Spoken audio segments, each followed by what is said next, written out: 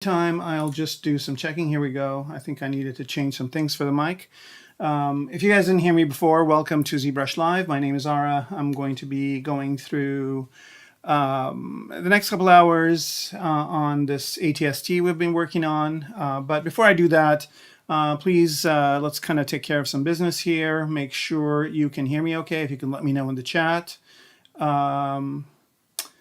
Okay, great. So yeah, I think I had plugged in another mic, so now we're good on sound. So thank you on Twitch, and also if anybody on YouTube can confirm that you can see my screen, that'd be great. In the meantime, like, subscribe, leave a comment. You can ask questions during the stream. I already saw one in the text. I'll address it. Actually, that's the first thing we're going to be doing, so good timing on that. So without further ado, let's go ahead and get going. So I guess the first question is, you meshed a hard surface thing and it kind of smoothed it out or whatever. So I'm going to do that right now with this hull piece. So I'm just going to solo it out so you guys can see it. Here's a piece. This is a Dynamesh piece, and it has about 2.8 million polys on it right now. And what I want to do is I want to actually create a zero meshed version of this and possibly UV it just so I can maybe put some textures on it or whatever. You can see in some areas it's really well done, but in some other areas it's kind of rough. Okay, so the first thing I'm going to do is I'm going to duplicate this so I have a copy of it just in case, and also to project on.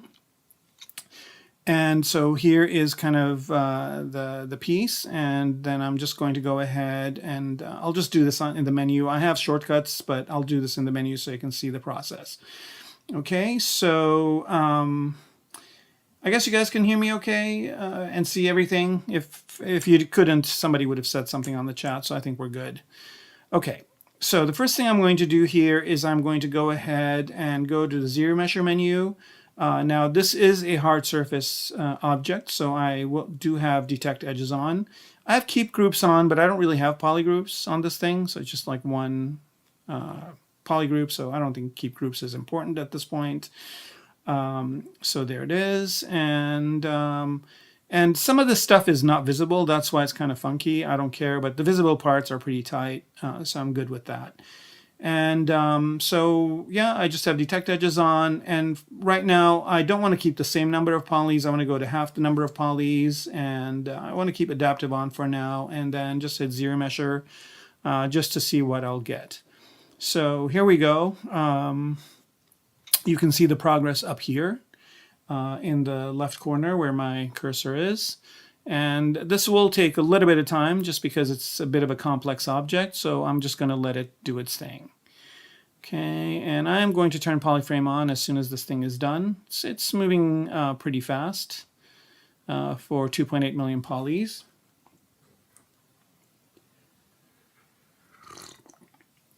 And there it is, it's done. I can see very little change in the structure of this thing, so I'm kind of assuming that it did do the zero measure, but there are too many polys here. So I'm at about a quarter of what I had, actually less than that. Another thing I'm going to do here is I'm going to, I do have symmetry on, but this is not symmetric. That's strange. Okay, no worries. It is a symmetric object. So here I'm just going to mirror and weld it to the other side just to get the symmetry. There it is. But I'm still not very happy with the result here, right? So I'm actually going to go ahead and zero mesh it again at half to see what I get. And I have the wireframe on right now just to kind of see what I'm getting. And hopefully I'll get half of this, 139. Okay, and if I turn this off, I still have a little bit of the shape, but I'm starting to get a little bit of destructiveness over here, especially, but that's fine. I'm actually going to continue to do this. I'm going to continue to go down in number just so I can get something a lot simpler than what I have. Right, so now I've got this. A lot of the details are starting to kind of melt, right? And so now I've got 70,000 polygons, which again is too many. So I'm going to give this one more zero mesh, and notice that each zero mesh is taking less time because it's less polygons that it's zero meshing. And I think this is a good point to stop, right? I could continue going down, but like at 36,000 points, I think that's okay. So now I want to get all those details back. And the way I do that is, remember here, I have the initial one, right? So I've got the initial one, and then I've got this one. And what I'm going to do is I'm going to hide everything else. So let me just go ahead and turn off solo so I can see everything. And what I'm going to do here is first, let's just kind of do the bigger things. I'm going to hide all the guns and the hip and the midsection and the legs. So all I'm left with is the hull. And in the hull, I'm going to hide everything except these two, right? So I've got the one that I'm on, which is this one, the zero meshed version. And then underneath it, I've got, or above it, I've got the one with the detail. And what I'm going to do is I'm going to project this one onto this one. Now, if I project it now, it's really not going to do anything. So with this one that I have, I'm going to subdivide it. So Control D, I've subdivided it once. And then I'm going to go down to the projection menu and just say project all. I don't want to project polypaint, I just want to project the object. So now let's see, I'm going to also solo this just to kind of see what I'm getting. And I'm going to turn wireframe off at this point so I can see a little bit of jaggies over here, which is not really what I want, but it's fine. Here I'm going to Control D it one more time. So now I'm at about 581,000 polygons. And again, I want to remind you that the old one was about 2.8. I don't know where I got the quarter from. It's a lot less. Okay, so here we go. We're here. And then I'm going to do the projection one more time. Project all. And I guess I'll project the polypaint. Doesn't matter. I'm going to paint it later anyway. So there, now I've got the same type of shape, right? So if I go up and down, you can see that the shape is pretty much the same. The only difference is this one is 580, about 600,000 polygons, whereas the one on top is a lot more than that, right? The one on top is, just 1 second here, excuse me. Yeah, the one on top is a lot more. It's 2.8 million, and the one on the bottom is about 581 million. And the difference between the two is negligible in the details, right? So the things I kind of want to look for are like these areas. So let's go up and down, oops, and see the difference. There's a little bit of a difference, but not too much. I'm going to do one more project, right? And that's good. And I'll divide this one more time. So now I'm at 2.3 million, and I'm going to do a projection as well. And now it's going to be pretty much one-to-one of the details. But the good news is I've got lower subdivision levels that I can UV and do stuff with. So Elemento 1989, hopefully this kind of gives you some idea of how to kind of get the original shape that you had with subdivisions. And again, I can keep going down in subdivision levels here. So this is subdivision level 4. I can keep going down in subdivision levels if I need less polygons. Okay, so hopefully this kind of gives you an idea, right?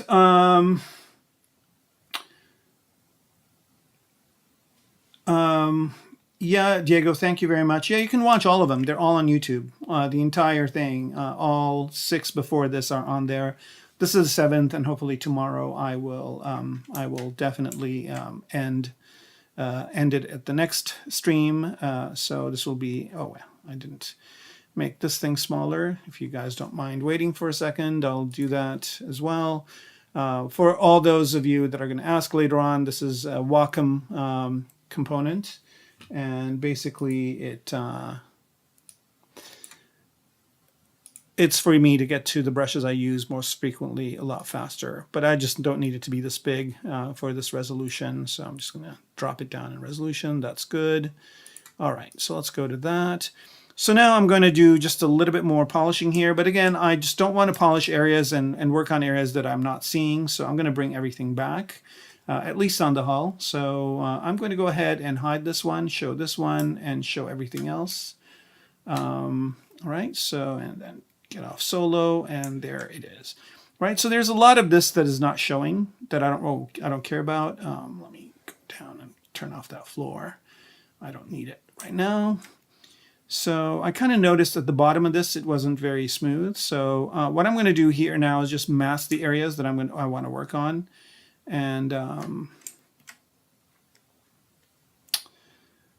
I on the wrong one? I think I am. I am on the wrong one. Okay, so I just need to be on this one, and yeah, so I'm just going to mask this area right here, and I'm just applying like a rough mask right now, just to say I need to apply just a little bit more love and attention in those areas. I'm just kind of looking at this. All looks good. This all looks good. I could sharpen up these edges a bit, which will be easy enough to do. All right, so let's sharpen those edges. And the way I'm going to do that is I'm going to use Damien Standard, but I'm not going to use the full intensity. I'm going to have it at Z intensity of about 15. Okay, and then just by holding Alt down, just push these out just to get a little bit more of that straight edge. Okay, and then on that bottom part that I masked, let me just go to it. So I'm just going to solo this out. And what I'm seeing here is just kind of this little bit of wobble on the bottom, and I'm going to fix that with H-polish. So here I'm holding Alt down for H-polish just to kind of flatten that area out. Right, so I'm getting that to be completely flat. I actually went a little bit over on this side, so I'm just going to again hit that with H-polish as well, just to get it to be what I want it to be. There we go. And then with Damien Standard here, I'm just going to go ahead and I've got a bit of a lazy radius on this thing. I have lazy mouse on Damien Standard a little bit more than usual, so I can kind of get a little bit of those sharp edges. So yeah, I'm just basically doing a little bit of touch up. And you know, Dynamesh had those kind of rough edges, which I don't, I can kind of not have if I have this subdivision level. Here I'm going to actually raise my lazy radius all the way up to about 100, and do this like that, and like that. Create a little groove there. And so this edge over here seems a little bit not straight. So I'm going to use my clip curve just to straighten it out. Yeah, it's very kind of not straight. So here I'm just going to average out the curve and hit it with this. And that makes it nice and sharp, right? So getting some good hard surface love over here, and then again use H polish just to even this all out. Look at how sharp that edge is. It's almost as good as CAD. Okay, and then over here I want to sharpen this edge as well. So again, I'm going to use Damien Standard. Go over here and just by again holding the Alt key down, just creating that little bit of a lip up there, and then same thing over here just to kind of get that straight edge. And while I'm at it, let me do this one too.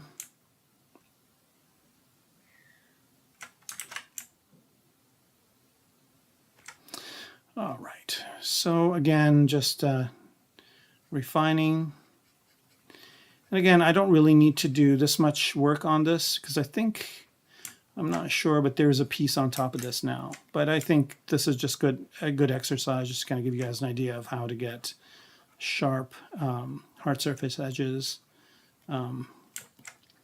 So here there's this kind of indented part, but I don't really care about that because I think that's being covered by this piece. The piece I was working on was completely useless because it's covered by this other piece. All right, I did put some pouches up here since last time, and also added some straps on this area. And today I'm going to add some buckles, and the modeling is pretty much almost done. I just need to do a few refinements on here. So for this one, what I want to do is I want to kind of tuck these windows in a bit. So I don't need to do that at the highest subdivision level. I'm going to drop down a few subdivision levels and just use the move with AccuCurve on just to kind of move these underneath that area like so. Just very subtle kind of adjustments, and then when I go back up in subdivision levels it should be fine. I'm going to hit this with H polish just a little bit to get it to work. Okay, there's that. And again, this is not a car or anything like that, so I'm not really worried about that level of surface detail. I mean, as long as it's kind of, you know, I can sell it as it's a piece of metal, I think that'll work good. I'm going to hide the legs for a minute.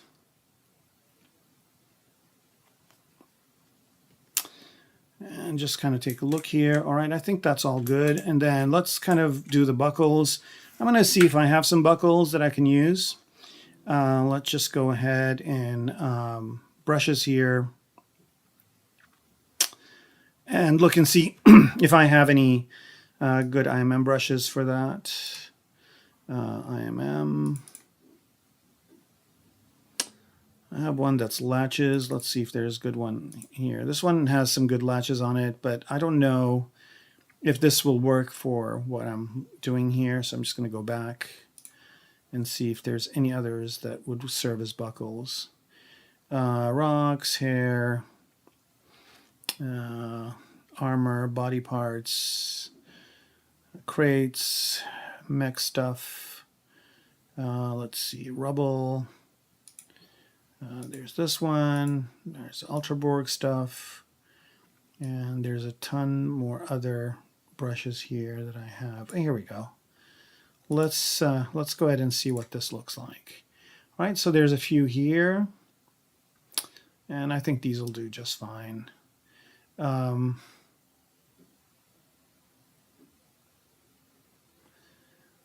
just pick this one for now. And I'm going to go over to this subtool right here. All right, and this solo this out. I'm still on the hull. That's weird. Okay, I just want to. Okay, let's move to this one. Okay, and let's go to that buckle brush. Oops, didn't want to be in render. Let's go to brushes, and it should be at the bottom here. Here it is, and we'll pick that one. Let's see.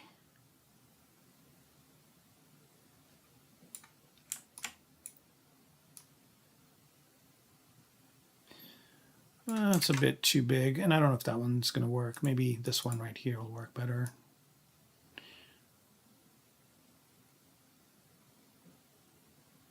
I think this one won't work either. I only have 8 of these, so hopefully one of these two will. What about one of these guys? That works.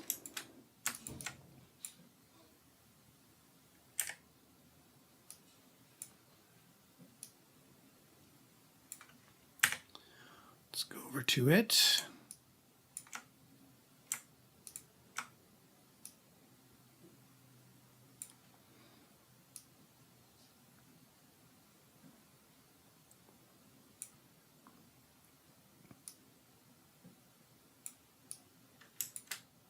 Trying to get an angle where it works.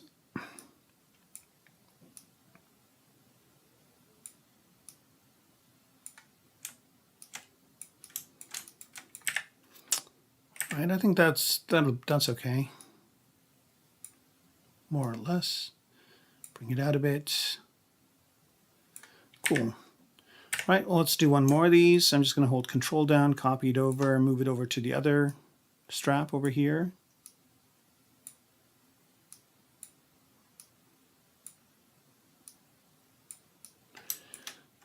Actually, before I do that,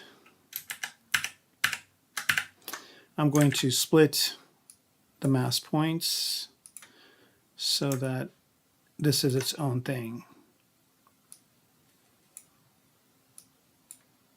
There we go.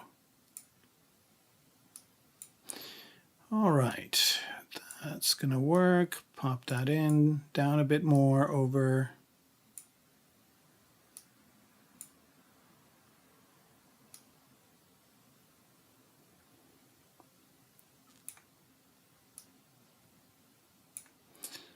I don't really need to be too precious with it. I just want to sell the idea that there's some buckle kind of holding this kind of thing together. I don't need ones for these ones on the bottom.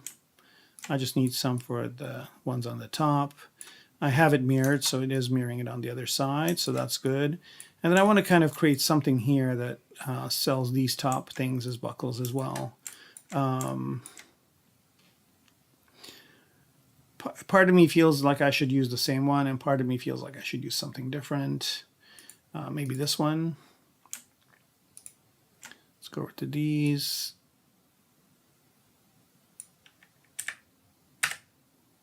And let's see if this can add a little bit of visual interest to that buckle. There, yeah. All right, that's good. And then what I'm going to do is make this a little bit smaller like that. Rotate it this way. And I'm not worried about the intersections. I'll fix that in a bit. Okay, so there's that. And I'm just going to, again, do the split mass points. There we go. And then just create a copy of this and put it over here.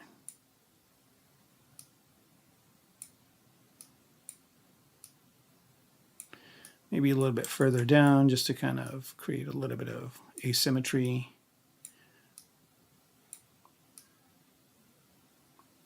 Maybe about there. I think that looks okay. And then I don't know, like I need to do something here in these top parts to kind of make that work. Okay, a bad king, dead king, TTV, yeah, okay. Too much points in my project. How do I mirror? Oh, it's just, you know, you go to, I mean, I have it in my list here, but you can, you know, if it's, you want to mirror in X, you say X, mirror in X, and then if you don't want to mirror in X, it's here under, which one of the, I keep using my menu, so it's under transform, is it? Yeah, transform and activate symmetry. That will mirror it for you automatically. If you want to mirror after the fact, so if you do it and then you want to put it on the other side, then you just go down here to geometry and modify topology, and then there's mirror and weld, this one, which mirrors it to the other side. Right, hopefully that answers your question. All right, so I've got these two here. Now what I want to do is I actually want to bring these straps to be on top in this middle area. So I'm just going to use my move brush and just move these up and over that center part. right? And that kind of sells the idea that these things are kind of held together, and this thing is, you know, maybe holding it together. I still have to figure out what to do up here. I haven't decided yet. I mean, this could be stitched. Also, let me add one more subdivision level to this strap just to make it look a little bit more. Yeah, the way I created these straps was pretty simple. I just masked it and extracted it. So, all right, so these things didn't mirror over. So this is a good time for me to show you how you mirror after the fact, right? So I'm just going to select this and solo it out. Okay, so I just have these two. I don't have the one mirrored on the other side. Now this object, if I bring up the floor, you'll see that this is in the center of the world. So here, let me bring up the floor. Where are you, floor? All right, so you can see here, this is at the center of the world. So if I mirror these on the x-axis, which is this red line, then it should appear on the other side. Okay, so I'm going to do the mirror and weld to x, and now those are on the other side as well. The good news is that these two things aren't mirrored, so I can kind of maybe just do a little bit of moving on these things just to kind of create a little bit of asymmetry. So here I'm going to do this one first. I'm going to mask the other one so I don't mess with it. And I'm going to move this one up a bit like that. And then I'm going to move this one down a bit and over, right? So it's not exactly where the other one is. Okay, and then I'm just going to go back to the straps and you use the move tool to just move this one out like that. And same with this one. And I'm going to go back to this and move it over just a little bit like that. And if I just want to adjust it more accurately, I just moved my gizmo over to it and did that. Now the thing with the strap is I want it to, I want it to go all the way. So I'm just going to move it out this way. All right. There we go. Okay. And I'm still kind of figuring out whether or not I need to do something in this area. Okay, let me see. I've got a question. I do have a shortcut. So again, I have my own menu, right? And in my menu, I've got mirror, mirror and weld, mirror over here, and I've got activate symmetry over here. I've got all my mirroring kind of in one area. In ZBrush, it's in two different areas. So transform and mirror is over here. So activate symmetry. This will make it so whatever you do on one side happens on the other side. And then if you just work on one side and want to move it over to the other side, that's the mirror and weld. And that's here under geometry and modify topology in the tool menu. Okay. All right, what to do over here, what to do over here. Let's go back to it. I wonder if I should just kind of do a little bit of this just to make it work a little bit more convincingly. And I could add some stitching and stuff onto here as well if I want to, but really, no, I think this is enough to just kind of sell that idea. All right, I think this is good enough. And I did apply a MicroPoly to this material here, and I'm going to do the same to this. Oh, wait, I've got some questions here. Hey, Bad Cat, welcome back.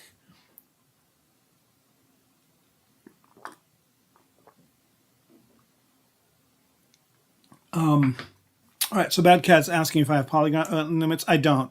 This is just for a render. It's not going to be a game object or anything like that. I'm not going to retopologize much or do any like extreme detailing or anything like that. It's I don't need to. But to answer your question, if this was going to be a game asset, I would merge all of these together. Well, most of these together, and then retopo it in such a way where I would be able to,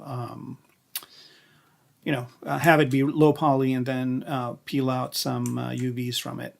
Okay, so something weird happened with this buckle over here. I don't know what happened, but let's find out.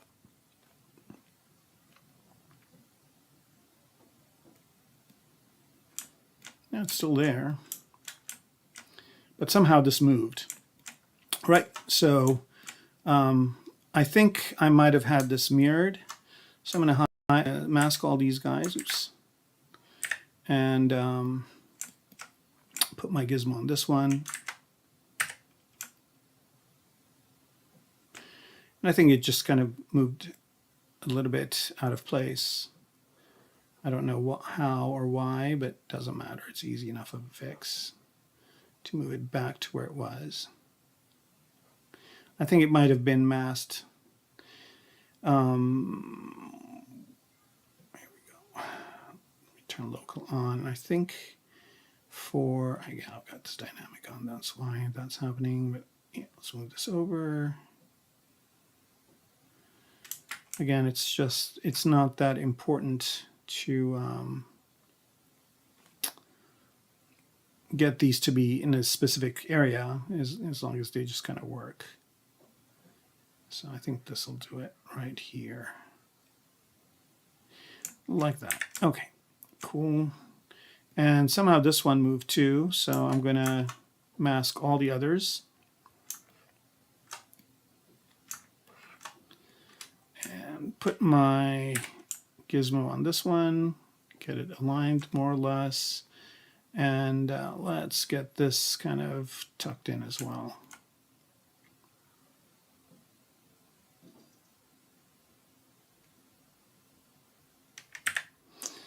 Go back to the strap and do this to it. Okay. That works.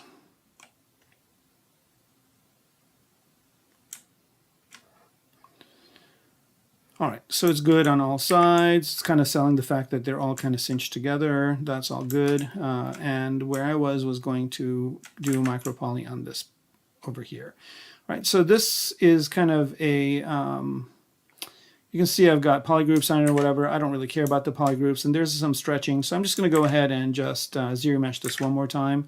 Zero mesh it with the same number of polygons. Notice here that I don't care about keep groups, and I don't have detect edges because it's not hard surface. So I want this exact same shape. I just want it to be kind of different polys. And let's see what MicroPoly looks like on this. So the way MicroPoly works is it's very simple. Just go to geometry here. And I want this to be the same material that this stuff is on top. So I'm going to go to dynamic subdiv, turn it on. I don't want any smoothing, but I do want MicroPoly. And I want the same MicroPoly that I had on the other piece, which is this. And let's see what that looks like. That looks okay. I want to get the same color as this one, so I'm just dragging over from here to there, and then just fill object. And then let's go back to white. Okay, there it is. Now the problem with this is that the size of these are smaller than that. So my question is, do I like this more or do I like this more? And I think I like this one more. So the way I'm going to get a similar size is either to merge these things and remesh them together, or I can just zero mesh this at half and see if I get what I need. So let's try that first. That might be the easiest way to go.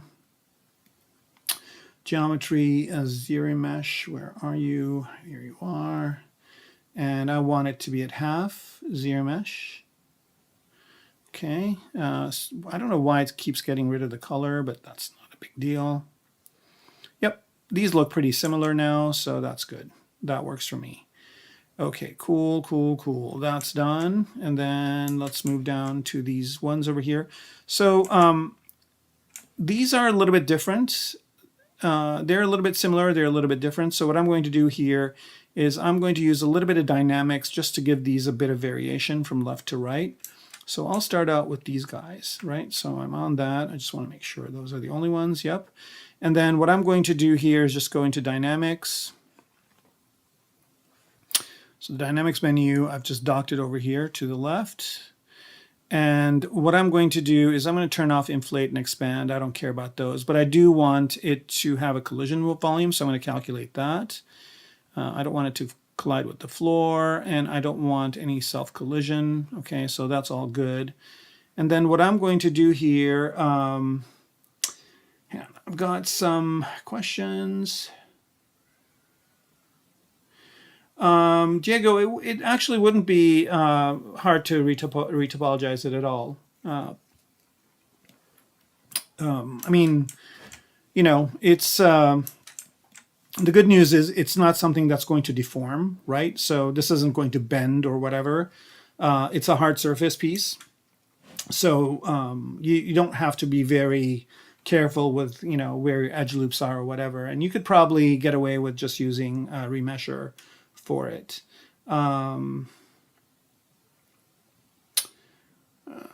Would you do the same for a game, for a trailer? Yeah, I would do the same for a game. I mean, you know, it depends on what my if I was doing this thing for a game, I would have to do a little bit of homework at the beginning just to kind of figure out, you know, what I can get away with. Like, for example, this railing would definitely have to be its own piece, but I could probably get this pared down to quite a few polygons. These pieces would be their own pieces. So I would just kind of have to do a little bit of figuring out. But, you know, it wouldn't be that big of a nightmare. Not as bad as you guys might think. All right, so let's go back to these two things here. All right, so I've got all the different settings that I want in here. So I'm just going to use my Dynamics brushes. And I don't really need to do a lot. I just need to nudge it around a bit. So I'm just going to nudge this cloth. And notice as soon as I touch it, like there's some stuff going on. I've got symmetry on, so it's happening on both sides, and I don't want that. So I'm going to turn symmetry off. And I just want to work on one side. So here I'm just going to kind of make it so this thing is bunching up over here. And notice the material is kind of conforming to it. It's kind of protruding over here a little bit. I don't care about that right now. I'll fix it later. But here I'm just kind of pushing this so it looks like, you know, this thing's holding it. Yeah, I don't know why it kind of wants to come out here, so I need to stay away from that area. Or I just keep it that way and then I'll fix it with just normal moving. Right, so I just move these around a bit. And this is kind of really very powerful what I'm doing in ZBrush, which is just kind of like this dynamic sculpting. And I'm just doing a little bit of refinement of where I want these pieces to go. All right, and I'm just kind of trying to get some original thing that's not on this side. All right, and then I'll do this side independently. So there's a little bit of variation between the two sides, and that kind of sells it a bit more. There's a little bit of that funky kind of protrusion over here, but that got fixed and didn't continue to be bad. Just kind of keep moving this around. And again, I'm just using this cloth nudge brush, which is super, super useful for things like this. And I'm just using the default settings. I'm not, you know, changing anything in the brush settings. All right, and so yeah, this looks different enough now, which is what I wanted. All right, now that I've got that, I'm just going to go to the normal move tool and just tuck those pieces in that were jutting out, like over here. Just tuck that in. This way. And what's nice is as I'm smoothing it out, the micro mesh is just kind of taking its form like I want to. There's a little protrusion over there, a little bit over here. Just push those in. That's weird. The one that I had kind of on that one side that was really bad. Oh, here it is. Yeah, I just need to push this whole thing in. Smooth it down, push it in. Here we go. All right, still a little bit going out. Here we go, get in there. Yep, so that's good. And then what's going on the other side? Yeah, the other side was where that other piece was. So again, same kind of thing. I'm just kind of pushing it in. All right, so we're doing hard surface, but we're also doing cloth. We're also doing some organic work. And it's all part of the same thing. Okay, so these look good. Now I'm going to do the same thing with the saddlebags. So I'm going to go to them. And again, same kind of thing where I'm just going to recalc the dynamics. And then just go to the nudge brush again, cloth nudge. Now I don't know what's going on with this color disappearing on this thing. Let's see, is the color still on it? Maybe not. Where are you? There it is. Oh, here we go. Poly paint. And let's just do the poly paint one more time. So I'm just selecting it, fill object, with RGB on. That's why it's not happening. Fill object, okay. And then let's go back to white. Okay, we're good now. All right, so now I'm just going to, again, do the same thing, and you can already see like it kind of takes an interesting effect. Turn that off, and it's happening on both sides because I've got symmetry on.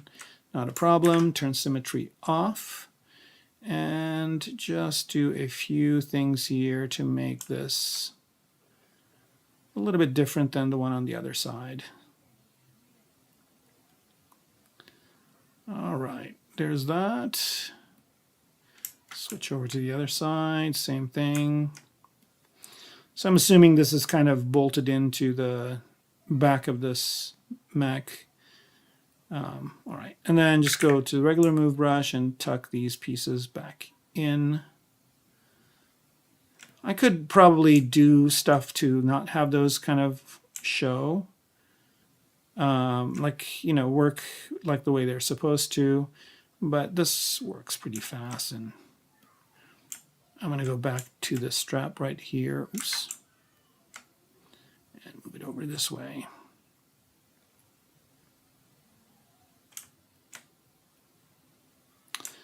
Like so. All right, so this side is good. Let's move on to the other side. Do the same thing.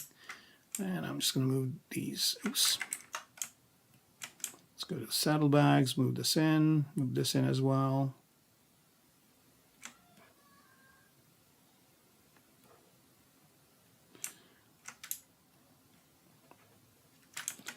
All right, so that works. So that's kind of looking a lot more realistic.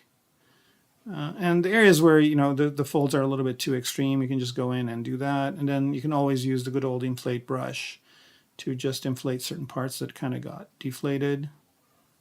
So I'm assuming there's stuff down here, so it's going to be a little bit inflated like that. That works. Same on the other side.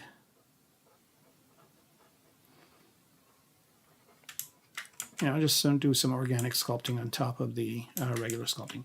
Okay, so these guys need a little bit of work. Now these I want to be a different material or a different MicroPoly than what's up there. All right, so let's do that. Let's go to geometry again.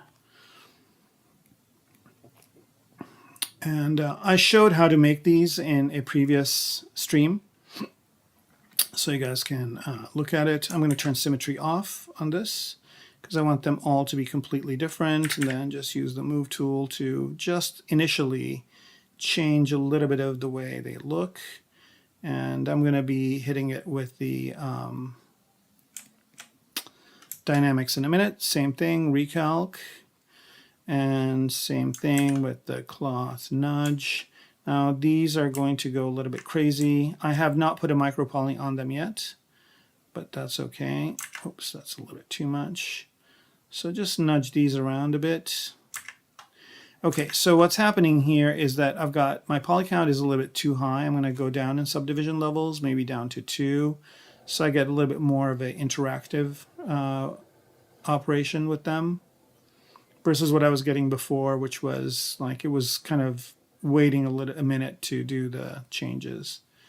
And all I'm doing is just kind of, again, just nudging these around so they kind of have a little bit of a different look than the one underneath or on the other side. And just a minor nudge. And now if I go up in subdivision levels, we'll see that those nudges have kind of happened.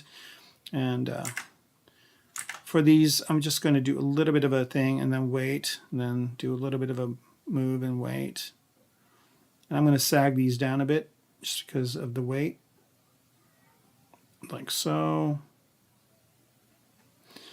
All right, and same on the other side, just a little bit of a sag just to kind of sell the idea that there's some weight to these. That's a bit too much. I'm going to go back down to subdivision level 2 for these just so I have a little bit more control. And there we go.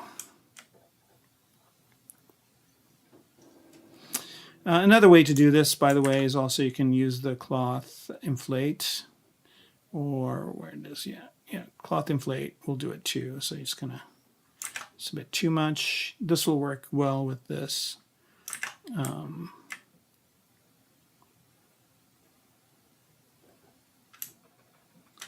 create a little bit of lumpy area over here just to kind of sell that. And then these two kind of look the same. So I'll just straighten some of this out. And then go back to, I'm going to do a different one now. I'm going to do the cloth pinch and just do a little bit of pinching on where the straps are hitting it. Okay, and then go to the move brush and tuck in these kind of parts that want to poke out for some reason. And again, I could add more simulation points or whatever to fix that during the simulation, but it's easy enough of a fix after the fact. Okay, and I think I've got a little one over here and a few over here. And again, just hitting it with the smooth at a lower subdivision level, kind of. Oh, that's why this is not happening.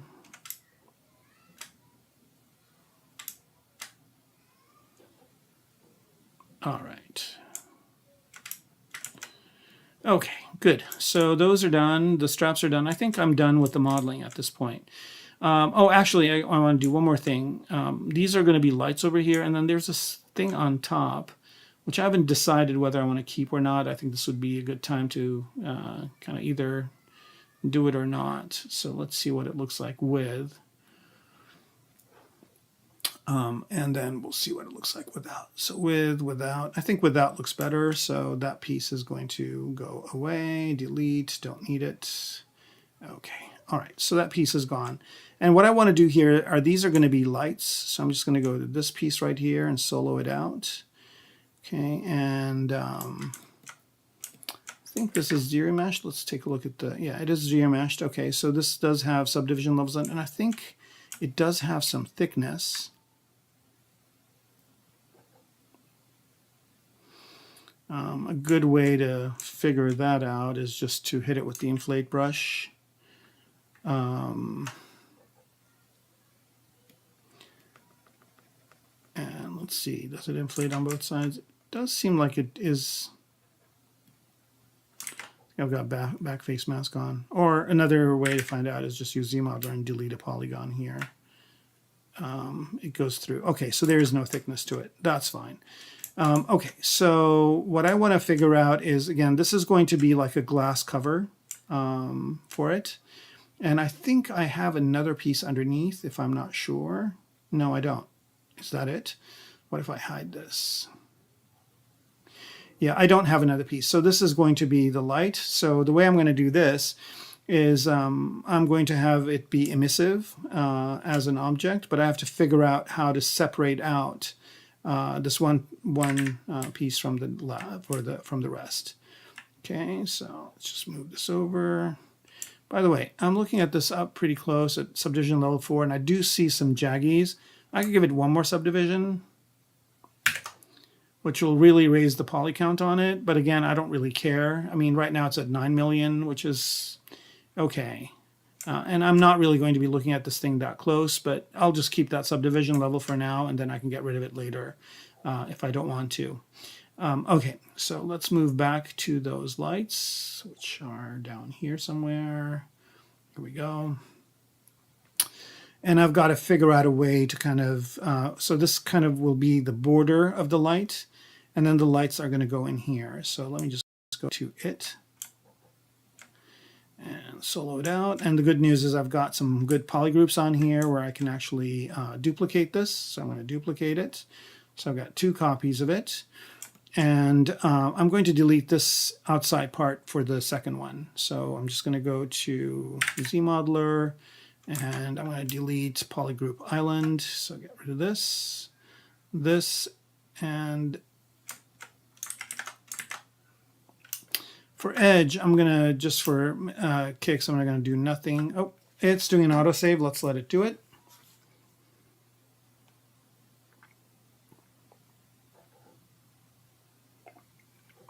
All right. Let's bring these back. I kind of like this outside part being its own thing. You know, I might entertain having that be its own thing, but I can always regenerate that if I need it later on. All right, so that's the inside part. So this is going to be glass. So there's going to be a piece in here that's going to be emissive. So I'm going to duplicate this one more time. So I've got an inside piece, and then I'm going to pull this one out just a little bit. And this is going to be all made of glass. So I'm just going to polygroup it as one polygroup, and I'm going to add some thickness to it. So I can do this in one of two ways. I could either Q-mesh the whole thing, which I'm going to do. Q-mesh, polygroup all, and then just do it this way. Or I could also do it dynamic and thickness. I'm just going to do it this way for now. And go all the way out, like this is going to be the glass piece, like that. And then I'm going to bevel these corners. So bevel, edge loop complete. Create a bevel over here, and the inside part doesn't really matter. All right, let's see what that's looking like. Okay, there it is. So this outside part is going to be kind of the container of the light, and then this outside inside part is going to be the light itself. And I like the fact that it's going inwards. It's fine. And then I'm just going to push this in just a little bit so it's in there. And this is going to be glass material, right? So there's that. And then I created a duplicate of that, I think. One more, yeah. No, where is it? Where am I? Okay. And then there's this one, which is inside, and that's going to be the emissive light itself. All right, and that I'm just going to push out just a tiny bit. And so I'm going to apply emissive material to that on the inside. I'm going to make this a little bit smaller too. I don't need it to be that big. I'll turn ghost mode on so I can work inside of it. And what I'm going to do is just use the shift key to smooth this out. This is going to be kind of like a light bulb. And I'm going to make it a little bit smaller. Okay, so I want it to be smaller but stay here. Right now if I'm doing it, it's kind of moving it to the center, and that's because I need to have local symmetry on, so I've got that on, and I'm just going to make this smaller. Let's make sure it's happening on the other side, and I don't know if it is. Nope. So see what's happened is as I'm doing that, it's bringing this one over. So I'm going to turn dynamic off. So local symmetry on, dynamic off, and I think that will give me what I want, which is make both of these smaller. And then I'm going to push this out a little bit just to see how small it is. There it is. And so this is going to be made of an emissive material, and it's going to emit light. And to position it inside where it's going to go. And I could either do this, or I could actually have different pieces be the light as well. So right now I'm just going to do this to it. And I'm going to add some thickness to this. Maybe not. I don't know. Let's see. I don't need this to be too big. And I'm entertaining whether or not I want this to be flat.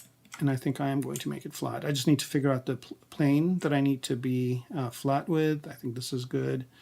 And let's do it this way. Sometimes with the gizmo you grab the wrong handle, so I'm just doing it. So just have the right handle, and I'm just kind of doing the scale in Z just to flatten this out. Doesn't need to be super flat, but that's good. And then I'm going to also do the Q-mesh polygroup and just pull this out like that. That's good. And just hit it with a little bit with smooth. Okay, so that's good. And then I don't know if I need this to be, I don't know if I need this polygroup on there. So I'm just going to delete that polygroup on the outside, delete polygroup island. Okay, let's get rid of this one. And let's get rid of this one as well, and this one for good measure, and this one. All right, so I've got this, that's good. Now what it would be nice is if like this kind of was closed off, but I don't think it's going to matter because all it's going to be is just an emissive material that is going to be inside. Let's move that back in. That's going to be inside in here. Like so. And then it's just going to be inside the glass piece. So I just want to make sure that that's where it is. So here it's coming out, here it's going back in, that's good. All right, so that's going to be the light that's in there. I'm going to, do myself a favor and call it the light. And for good measure, I'm going to say emissive. And then the part on the outside of that, this one is going to be the frame, light frame. And then I did do some renaming earlier, but I kind of got distracted, so that's light emissive. And then there's this, nope, that's not it. Where's the base? Okay, and this is going to be the light glass. All right, so I don't know if I'm going to get to it today, but next week what I'll do is assign the materials to it. All right, so I don't need transparency on anymore. I've got the light situation handled. Let's see, what else did I want to do? I think I wanted to do a kind of a similar thing to what I did with the hull to this piece right here, because it's Dynamesh right now and there's some strange jaggies on it. So I'm just going to solo that out. Okay. So if you guys weren't paying attention before, you can pay attention now as to how I'm doing this. I'm just going to duplicate it first. And then I'm going to hide everything else. So I'm going to go in here, oops, and close this down. Okay, everything else is hidden anyway. And then I'm just going to go back to it. Like so, and hide everything else except the second one. So this is going to be the front one. I'm just going to go ahead and look at this. It's about 36,000 points. I mean, the points aren't the issue. It just, I need cleaner geometry. So I'm going to go ahead and do a, and with this one, I might not even need to, reproject, but let's see what we get. So I'm just doing a Dynamesh same, and it's not bad. So let's see the difference between the two. And the good way to check that out is just to kind of do this. All right, so I think, if I'm not mistaken, this one over here is the Dynamesh version, and then this one is the ZRemeshed version. So, you know, it did do some good stuff here, but I can divide it one more time. And I'm getting a little bit of wobble on these edges. So what I'm going to do here is see if a little bit of a polish can fix that, so that I don't have to do it by hand. So let's see, do polish by features. Now that's making it more kind of jelly-like, so that's not going to do it. All right. So I'm going to Control-Z this all the way back out into what it was before. So now I'm back into the Dynamesh version. And I'm going to do ZRemesher, but this time I'm going to make sure I've got detect edges on. I don't care about groups. Same. Let's do same and ZRemesh it. Let's see if this gives me a better result. Not bad. I still am getting a little bit of wobble on the edges here, which I don't want. So let me do subdivision. Yeah, I'm getting a little bit of extra wobble here on the edge. That I can probably get rid of just by using the smooth key, which is basically you start smoothing and then you let go. And that kind of relaxes these polygons a bit. So I'm getting rid of some of the wobble. It's still a little bit more than I'd like, but I can clean that up just again by doing this smooth, relax kind of operation. All right, so let's look at the difference between the two. Definitely the second one is better than the first. Not perfect, but not bad. All right, I'm going to tighten some of these edges just by using a little bit of H polish. And again, I don't really need to, I want it to be rounded. I don't want it to be too kind of crisp, but I also don't want that kind of chatter either. And some of the chatter I can just fix with the move brush without AccuCurve. Like, for example, there's a little bit of it here. And by the way, a good way to kind of find those out is if I change my material to material 2, basic material 2, where I kind of can see the speck. And you can see a little bit of that wobble more with that speck on. All right, there we go, there we go.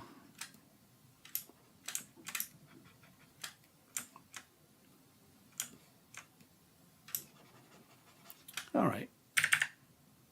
And this is really good, this material, just because it kind of gives you an idea. So that kind of was dipping down a bit. Now I straightened it out. So basically you're just looking at this kind of specular light and adjusting things based on that. All right, let's fix this.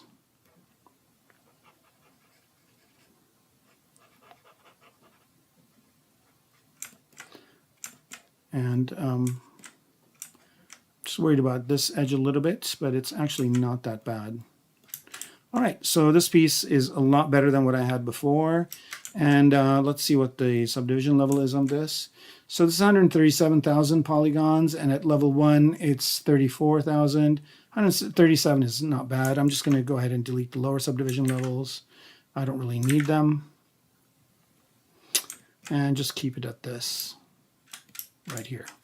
All right, so that's good. Let's bring everything else back, see what we got.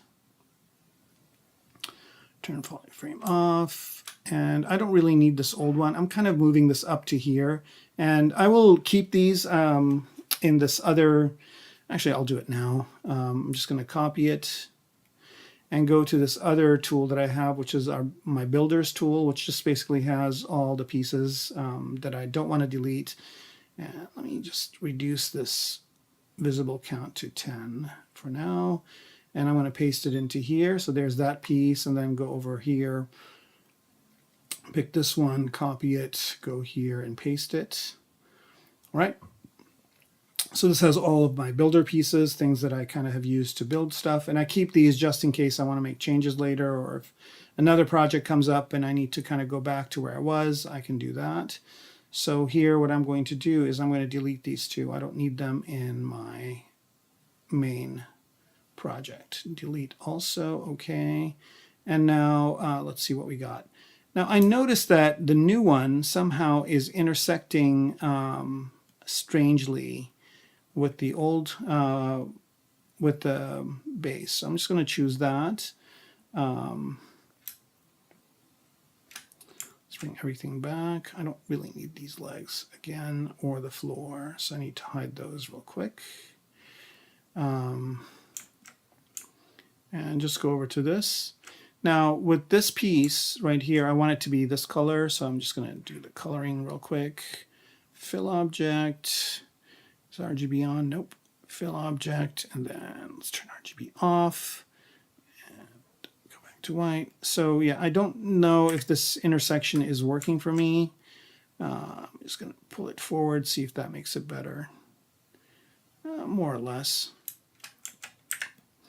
I think when I did that change, it messed with the tolerance a bit. So I need to make some adjustments. Not too hard of a thing to do. I'm just going to use the move brush to just move this out a bit, just so that it conforms to the surface of the thing underneath it. Okay, that's good. And then this one somehow went in a bit. I don't know why that happened. I don't know if the zero mesh kind of messed it up a bit, but it's easy enough of a fix, really. Okay. And just to sell that a bit more, I'm going to do one other thing here, which is hit that edge with Damien Standard with the lazy radius on. So let's just do that. I think I've got enough resolution just to kind of create that crisper edge.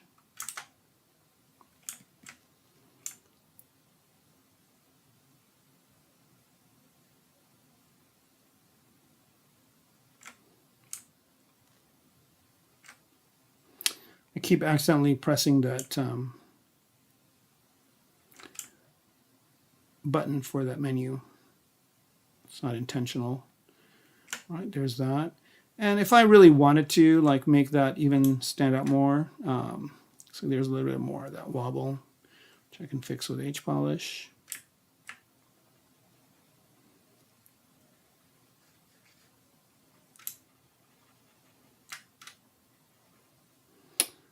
Yeah, basic material 2 is really good to kind of get that nice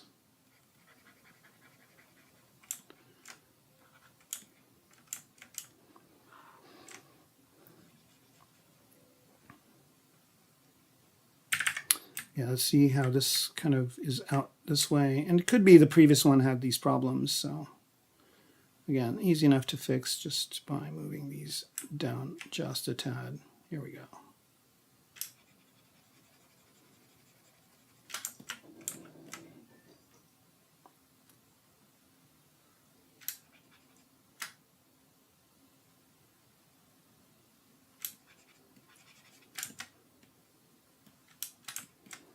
All right, that works. I think in doing that, I inadvertently brought this over.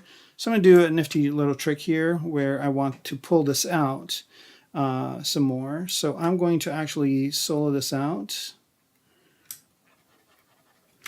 And I'm going to mask. So I'm going to go to Mask Lasso. And just do this, mask this inside part.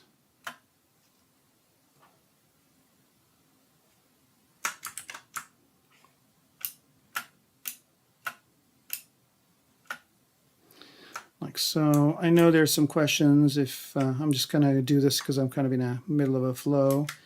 And actually, I'm just going to mask this part as well.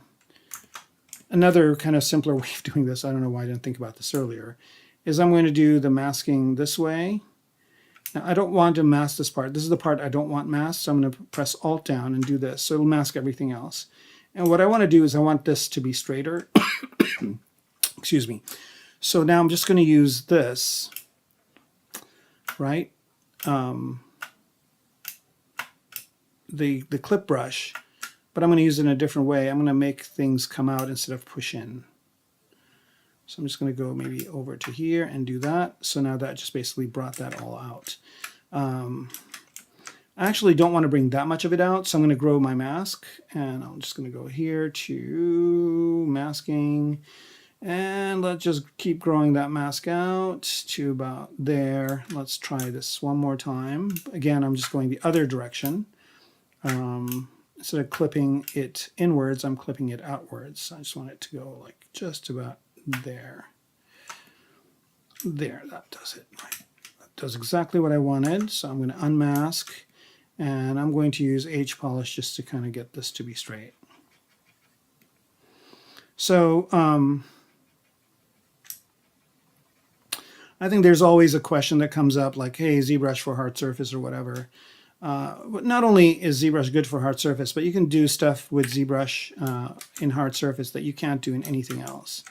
So again, I'm going to use H polish here just to kind of, or not the clip brushes, just to kind of straighten this out just a tiny bit more.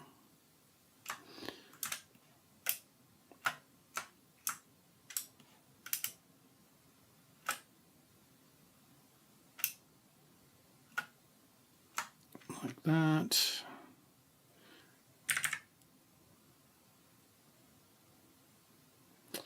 And again, I'm just playing with this specular light. But yeah, I think you can do some things in ZBrush that there's no other program you can do it in hard surface.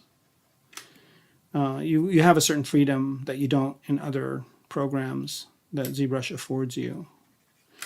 And you know, I didn't mention, I have kind of two kind of news items to mention to you guys that if you weren't aware of, you should be. The first is that there's a new update to ZBrush. So the latest version is 2023.1.2. That came out last week. And the second thing is, if you guys didn't get a chance, Paul had Tien, another hard surface modeler, on showing some of his techniques in the stream. I think it was last week as well. If you guys haven't caught that, it's a good one to watch. I picked up a few things from it as well.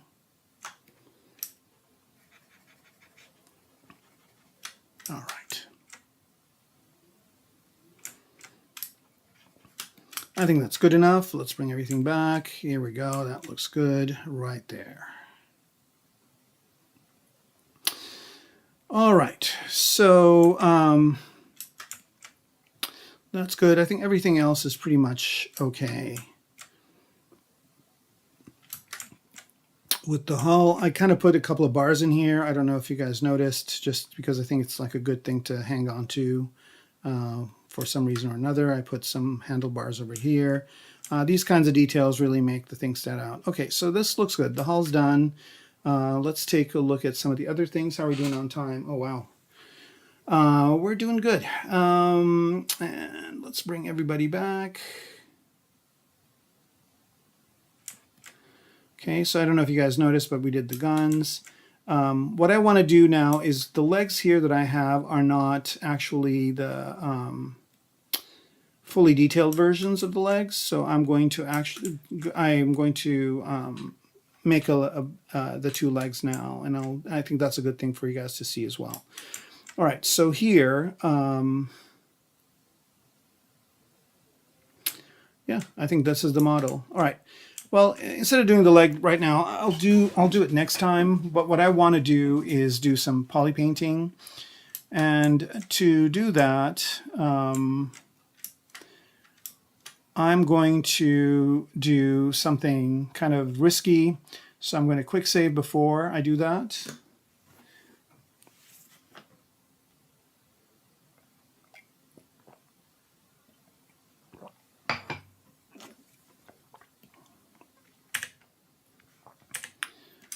Or maybe I will kind of not do that right now. Well, the risky thing I was going to do is merge everything into one piece, but I'm not going to do that. What I'm going to do, though, is I'm going to merge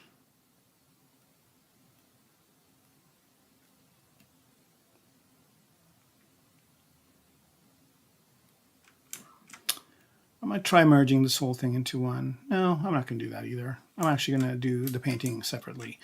All right, so the first thing I want to do is before I do the major painting of everything, I'm going to evaluate. Now let me bring the guns on the right up also. I'm going to evaluate what the different materials are going to be on this. So I'm going to have the rear guns here. I'm sorry, this piece is going to be the same color as this top piece, but let's try and see what happens if this is actually a different color. So I'm going to select this and switch colors and do a fill object.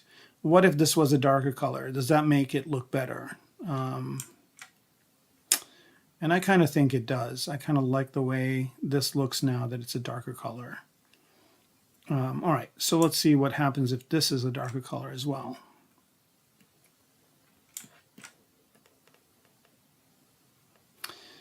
And I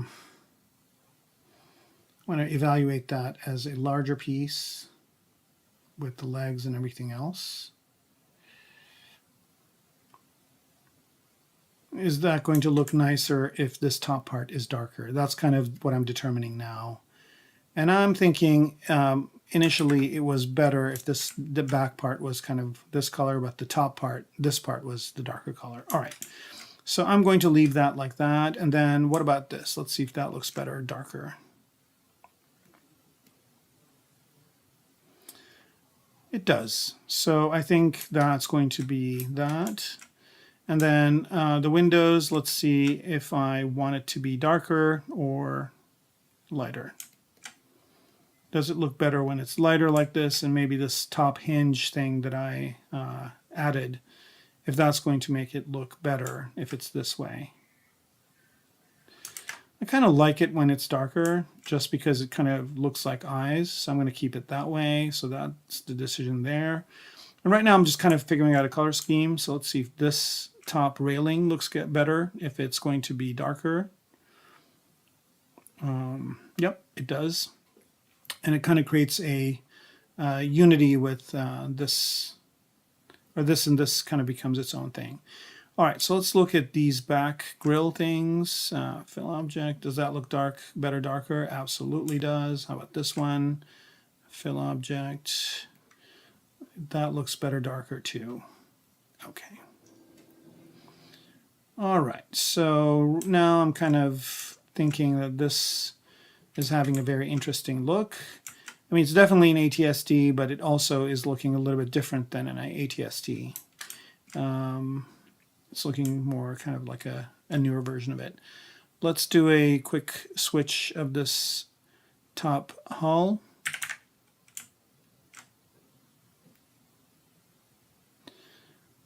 Let's pick this color, fill object. Does that look better with a darker color? No, I think it looks better the way it was.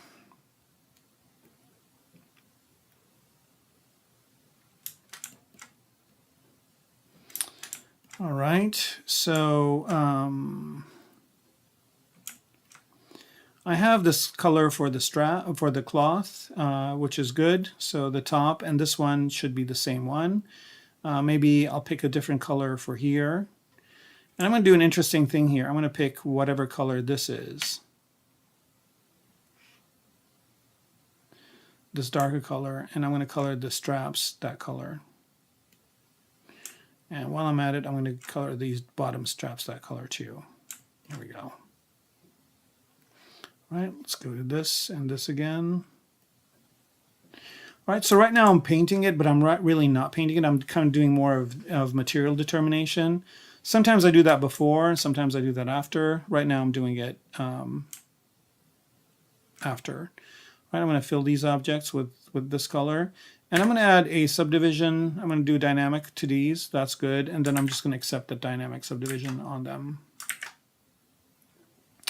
Just so they look smoother. They were a little bit kind of looking jaggy. All right, there's that. And then for the metallic parts, I'm going to choose a darker gray. So for that, I'm just going to go down to this grayscale thing that I have here and just choose a kind of a really dark gray here. And for all the gun barrels, I'm going to have that color. Fill object, this one, fill object. All right. Okay, these are working. Oh, I didn't get this one. Let's get it back. Let's pick these guys, switch color, fill object, switch color again. All right, that's good. And then maybe these two also. And these two I can always, you know, have them not be all one color too. But right now I'm just kind of switching, I'm just kind of determining some materials on here. I'm not going to worry about these lights because I named them, but let's see what else I can color differently on the hull. I think this is pretty much good.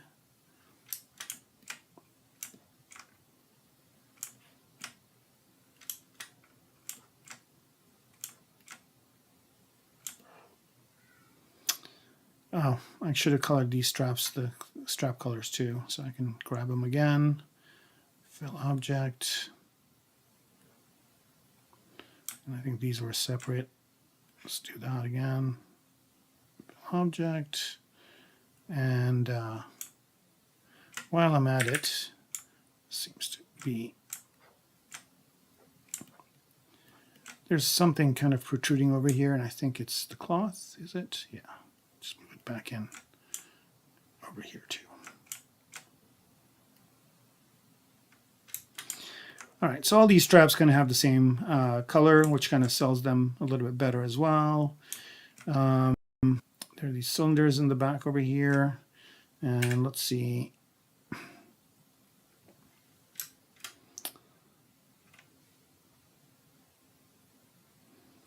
think these would look better, darker color too.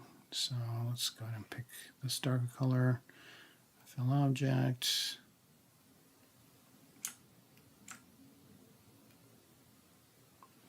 Hello. Okay.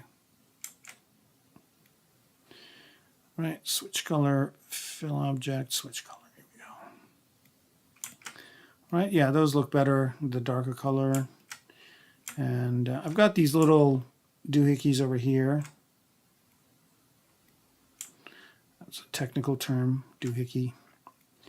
And I don't know why I can't select those. Oh, let's try going to this. There we go.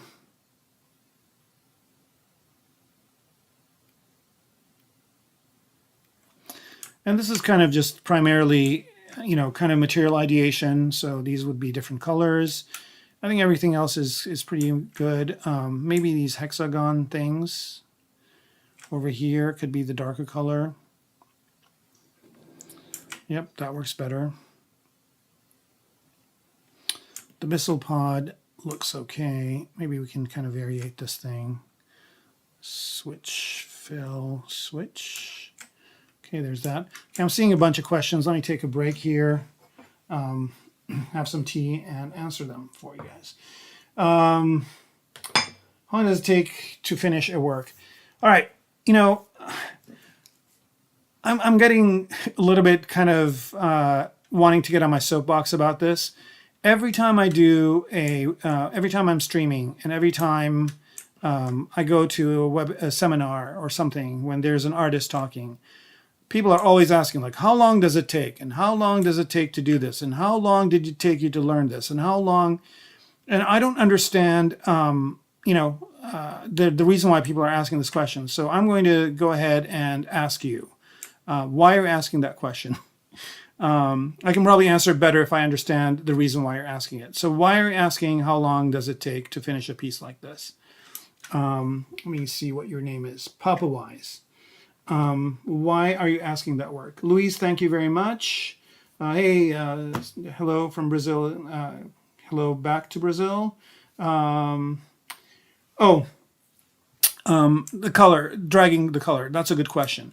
Okay, so here you basically in ZBrush you have two colors, just like in Photoshop. You have a primary and a secondary color, right? Main color and secondary color. To pick a color from the object here, you just click on what you want, like, so let's say I'm going to change and if I click this, I get that. But if I click and drag, then wherever I drag to, it's going to pick up the color from it, right? So if I want this color, then I drag and let go, and it picks that color. If I want this color, I drag and let go, I get that color. If I drag here, it gets that color. So it just basically picks the color that the cursor is under, right? And that's a good way to kind of pick colors if you don't, if you don't have a palette. And sometimes I have a palette up, but in this case, I don't really need one. Okay, so Papa-wise, because I see how complicated it is, and I'm amazed how long it takes to get this to this level. Okay, so to get to this level, to get to my level of working in ZBrush, I would say depends on the person, but you definitely need to spend time working in ZBrush to get to my level, right? It's not going to be like, there's no shortcuts. There's no like magic wand which is going to make you better at it. Now, the amount of time it takes me to make something like this is pretty much the amount of time it's taking on the stream. So, this is episode 7. So if I had 6 before and it's 2 hours, 2 to 2.5 hours an episode, so you can say about 12 hours. So like if I get a job where somebody says make something like this, I usually bid it out at about a week, right? And that gives me enough time to do the initial work and then have time to do any updates or additions that they might want. And that's just a really rough estimate. Sometimes it takes longer, sometimes it takes less, depends on what materials I'm given when I start. So it's kind of, time is one of those things where, it's not like it's kind of like LA traffic. You look at Google Maps or Waze or whatever, and it tells you it's going to take this long, but it depends on how much traffic there is. A lot of times people, a lot of art directors kind of want to change things around. Producers want to change things around. The movie might take a different direction, or whatever the production is might take a different direction. So, it's always good to kind of start out with a number. But then as time goes on, you can adjust the timing based on that. Okay. Well, the experience is kind of a good point too. I think a more experienced artist will take less time. But some of the stuff is just a grind, right? Like whether you're experienced or not, it's a grind. If you're working on a human being, there's 10 fingers and 10 toes. Right? You might have some shortcuts as a better artist. If you've done something similar before, you might have some shortcuts. You might have some stuff that you've already done that you can repurpose. That might help, but realistically, it's going to take the same amount of time. So Papa-wise, how long has it taken me? I've been working in ZBrush since 2005. So I've been working in ZBrush for a very long time. And it is my primary program. This is the one that I use most. I do use Maya as well in production type situations. And I do also, I'm learning Blender. I'm starting to use Blender more and more as customers want me to do stuff in Blender. And I also use a whole bunch of other programs. For UVing, I use Hedis UV Layout or RISM, and for painting, I use Substance Painter, and so yeah. But basically, ZBrush is kind of my most used app. I did do some studying. I did go to Art Center and Gnomon to pick some stuff up initially, and but now I teach. I taught at those schools after, so it is nice to take classes in something if you can. I always learn from online courses, and I'm always learning. Like I don't, I never think that I'm going to get to a point where I don't need to learn anymore. I think I'm always going to be, learning and adding new stuff to my level of knowledge. And I kind of like that. I mean, a lot of people don't like that. A lot of people just want to get to a point where they just know everything. But for me, like, it keeps things more exciting when I'm always learning new stuff and trying new stuff. And expanding my knowledge in areas where I don't know and I don't have experience in, right? So, and there's no job you're going to get on where you're like, you know everything about it. You're always going to be learning on the job as well. Like, for example, the last kind of big job that I had to learn all about football clothing and football details, stuff that I didn't really know before. And, chances are we'll probably never use that again on another job unless for some reason somebody else hires me to do something for a football thing. Or cars. Like there was a time where I was just getting a lot of jobs that were based on cars. So I learned a lot about CAD and cars there for a while. And that's always useful. There's always going to be a client that's going to hire you to do car work. I do a lot of robot work as well. That's always fun. I'm kind of known for that, so people hire me for that. I do a lot of 3D scan work as well. 3D scan cleanup and using 3D scan stuff. I get hired to do tutorials sometimes, so it all depends.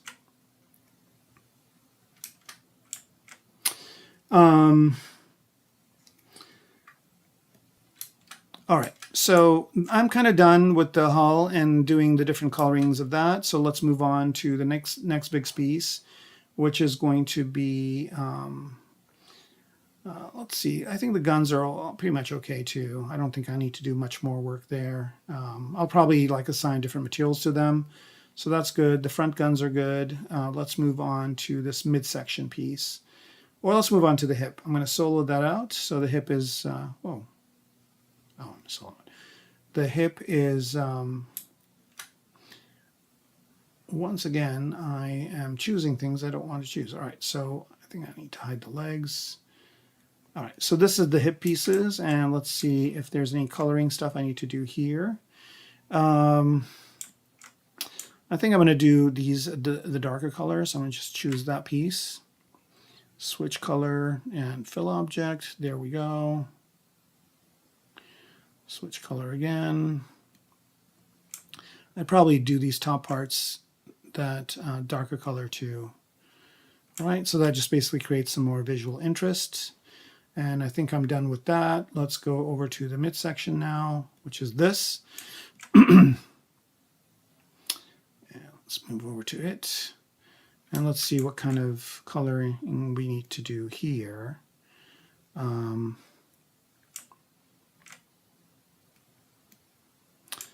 right, I do have a few color options here. Let's choose these guys and do a switch color fill object. Okay.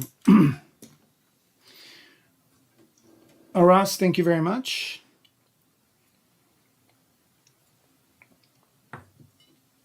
Thank you. So I was kind of looking forward to being on this one project which they turned out they want to go in a different direction, which happens all the time, and which is fine.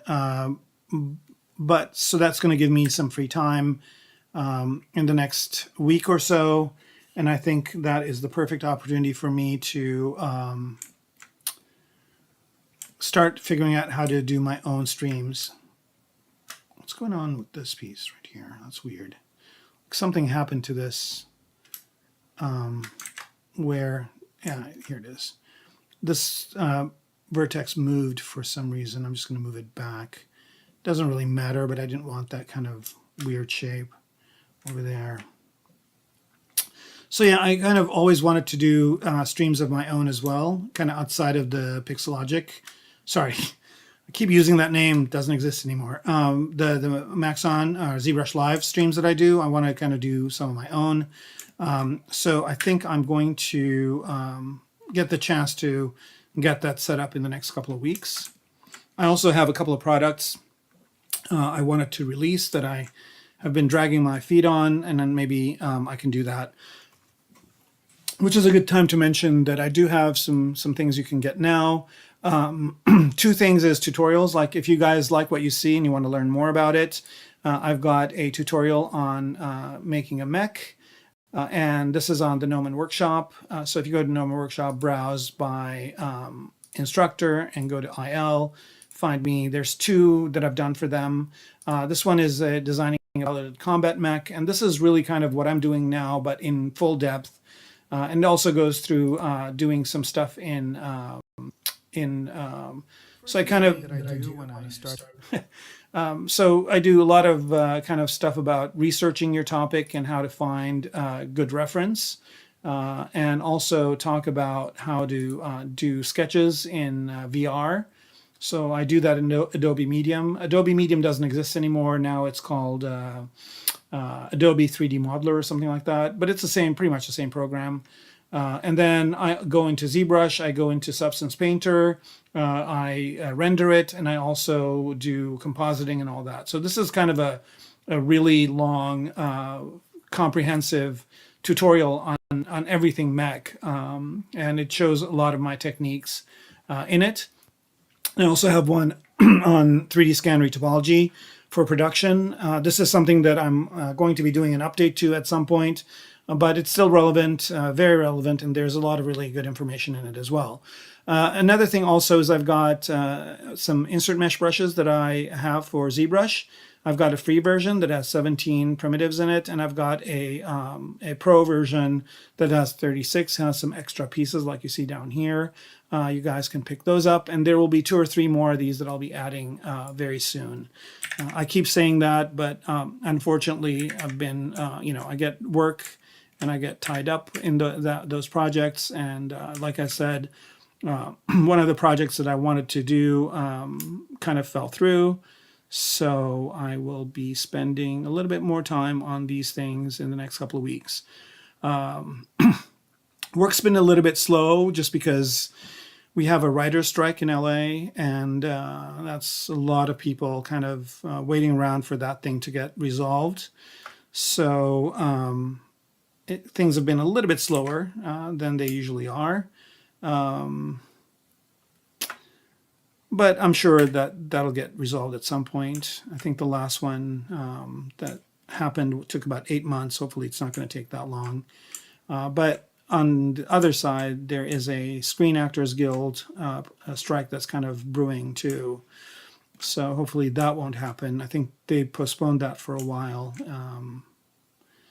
And I'm hoping that both of these things get resolved pretty soon so we can get back to having things be normal, or as normal as they are usually with work. But yeah, but those are good times to do some studying, learning stuff that you've kind of had on the back burner, finish projects that you've had on the back burner, and things like that. So you always kind of have to make most of the kind of the opportunities that are given to you. All right, 3D sci-fi rifle right now, but I exceed 40 million active points. with 80 subtools when you work with 35 million? You should keep it simpler, or is it okay? It depends. I mean, it depends what it's for. I think, you know, you want to keep things as simple as possible if you can, just because it just makes it easier on your computer, right? So if things are kind of too complex, then it's going to really make your computer sweat. But, you know, I mean, again, it depends if you're getting what you want in the way it looks, and it's not going to be for a game, or it's not going to be something where you actually have a economy of polygons that you need to comply to, then you'll be okay. I don't think it's going to be a big deal. All right, for this, I'm going to pick this piece and switch color, fill object, okay, and then switch color again. I'll make that piece darker. Actually, that works really well with these accents, but this bottom piece, I want that to be dark as well.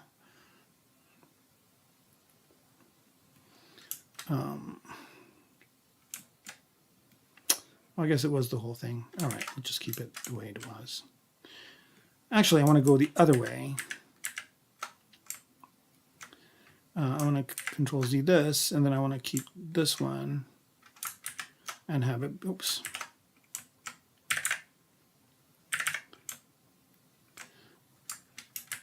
And have this be darker. Well, I guess I could just do it again. Object, switch color. Ah, it's doing the exact opposite of what I want. Okay, I want to pick this one right here and make a minor adjustment to it, and also a little bit more. And switch color, fill object. Yeah, that's what I want. There we go. All right, I think that works. And then these pieces right here, I'm going to switch color, fill object, have them be darker, and maybe have this piece be darker as well.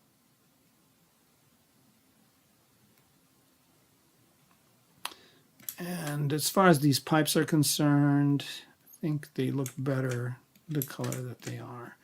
All right, so that's done. Let's move on to this leg. Now the leg, this is the actual leg itself.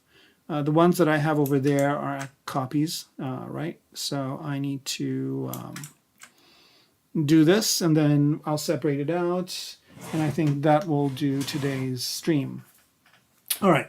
Yeah, so I mean, as far as the rifle you're working on is concerned, what you got to think about is, like, you know, do you really need all that detail? I mean, this looks pretty detailed when I bring everything up. This model looks really, really detailed. But here's a one-leg version of this thing. But what happens is, you know, some of the detail is simulated, right? Like, for example, if I baked the texture that's on these, that would be different. Oh, I forgot to bake this one. Let's do that. I forgot to do the micro mesh on these, so this would be a good time to do it. Ooh, look at the mess inside. Doesn't matter. I'm not going to see it. Or else you can also, what you could do is you can decimate your model, like decimate certain parts of it, which will reduce the geometry quite a bit. Again, it depends. If you're going to use it for a game, obviously, 40 million or subtools are going to be too much. So it depends. All right, again, I'm going to turn dynamic on. I don't want it to be smooth, but I do want MicroPoly on.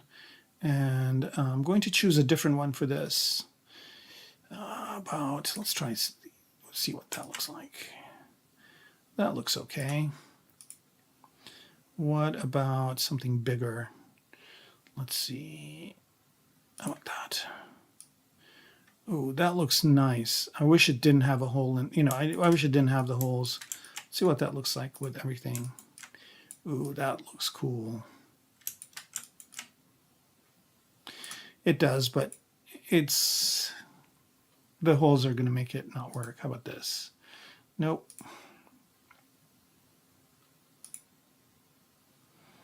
No, not that. That looks okay. So what I could do is I could probably make another copy of it so there's something inside, because this actually is, you can't see it maybe over there, but it's kind of like a basket weave kind of thing. So you actually are seeing through these holes. That's going to make it a nightmare to render, and also is not going to work really well. So I'm going to look for something that has some closed. What's this look like? Not bad.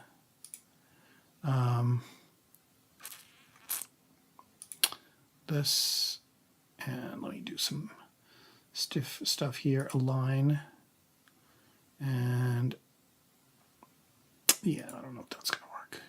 How about this? No, that's okay. Yeah, that works right there. That's it. All right. Okay, so now let's go ahead and do the coloring for the leg. And again, these two that I have here are just placeholders. So I'm not going to use that one. I'm going to work on the centered one. So I'm going to hide the midsection. I'm going to hide all these other pieces and just work on the centered leg.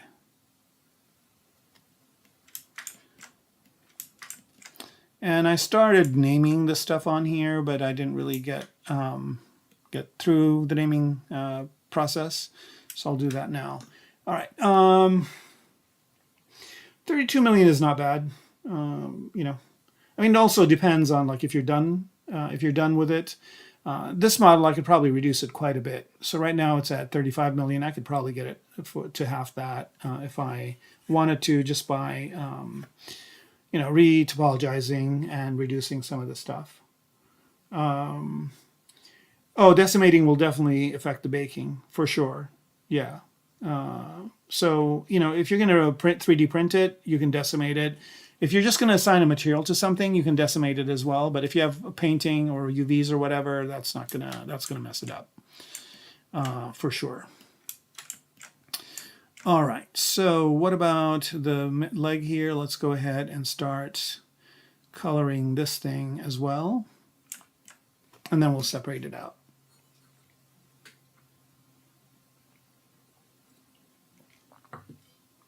Hey, Dead King. Yeah, I'd be interested to see it. If you want to send me a link to it or something, it'd be neat to see what you got.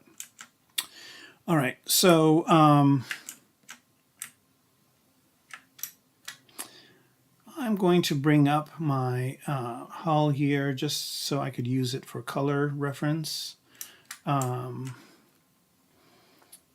right, so I'm just going to go to this color over here, and I'm going to make this part be that color.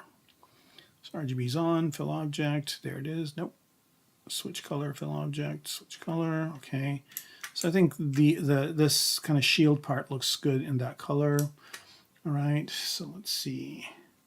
I think the best thing to do is just kind of go down and do these separately. One good way of kind of seeing what part you're looking at is turning on transparency. Now I'm just looking at these screws. And these screws would probably look good in a darker color. So I'm just going to switch color, fill object, switch color again.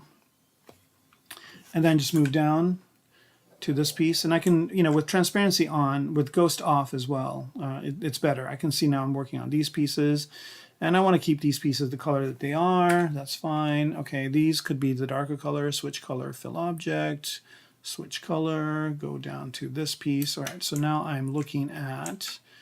Well, what piece am I looking at? I'm looking at this inside piece, and I think, let's see what that looks like if I color it the other color. Switch, check color, transparency off.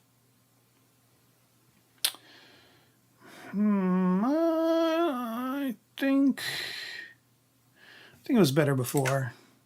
All right, let's do that. Let's move down. Okay, these ones, let's see what that would look like. It's a darker color. No, I like that the way it was too. Move down to this piece, go to transparency to see which one I'm talking about. And I think we are looking at this inside piece right here. I don't see much of that piece, except this part that's sticking out and this part in the back. I probably have that be darker, so I'm just going to fill object on that.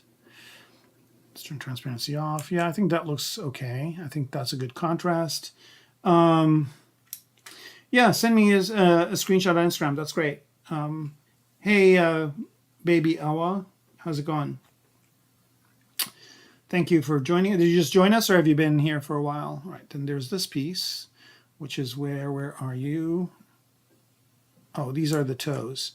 I think the toes would look better darker, so I'm just going to fill object with the darker color. There it is. And now let's move down to this. I think this I've already colored, so I'm just going to leave it be. Move down to the next one. Okay, this is kind of this thing in the back. And I think I'm going to leave that the lighter color just so it contrasts with the piece behind it. And then let's move down one. All right, this piece on top. I think I can make that dark. Turn transparency off. I think if I do fill object on that, yeah, that looks cool. That looks cool. All right, move down one. And I think that's this piece right here. Let's see what that looks like, darker. No, I want to keep that light, just because there's like a weird transition here. And it kind of works when it's the same color, but if I change the color, it will make it funky. And while I'm here, I'm going to hit this with H polish a little bit, just to get it a little bit more sharper, like that. And with having done this, it might look better if it's a darker color, but we'll check after I'm done. Just because this is kind of a neater transition over here. Now, I think this is good. Now, let's see. Fill object. Yeah, that looks better darker now. Amazing. All right, I'm going to do the same thing here just to kind of get some sharper edges. And this is like a really kind of funky Dynamesh piece. It's really rough. If I show you what it looks like, it's a crap piece. I could probably add some alphas to this too. I might as well do it now. I'm going to solo this thing out. Let's see if the poly frame's on. Oh no, it's not a Dynamesh. It's actually a subdiv mesh. But it could use some. Let's see what it would look like with some alphas on it. So I'm going to go ahead and choose my drag alpha, and let's see.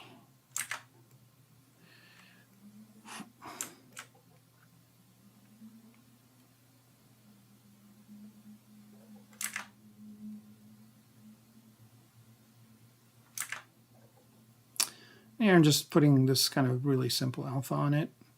And it's kind of good because it's showing the stuff underneath it. No, that's not going to work. Come on.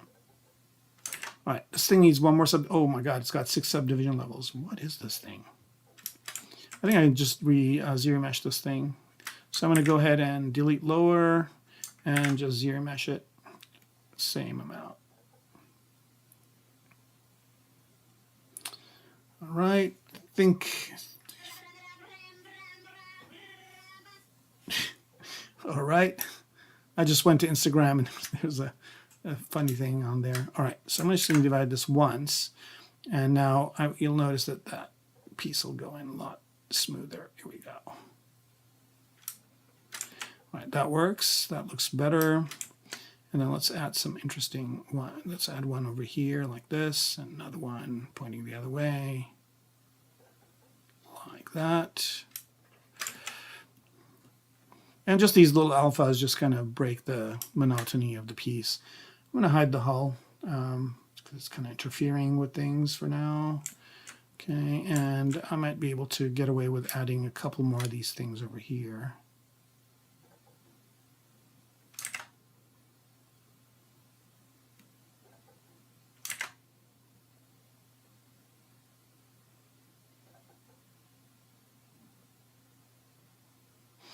Nobody's going to see these, so maybe let's pick a different alpha. Alphas. As soon as I pick this alpha, I'm going to save. Let's go to prime here. I'll choose Chaos Masons has a really good alpha pack. If you guys haven't picked it up, it's really useful. Some really great stuff in here. And I will use maybe, let's see what this looks like.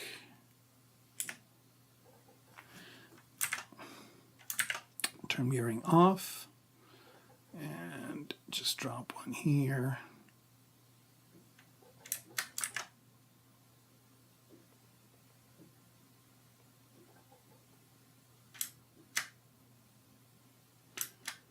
Nope.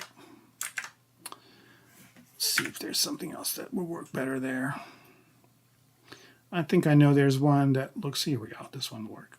Let's try this one.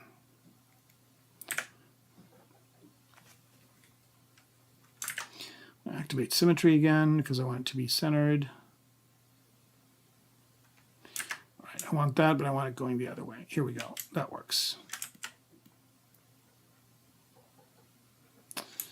All right.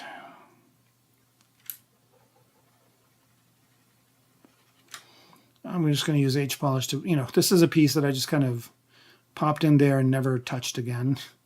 So I'm just going to refine it just a tiny bit. Again, I don't really need to get too deep into it, but just add a little bit of, interest to it. Okay, that looks good.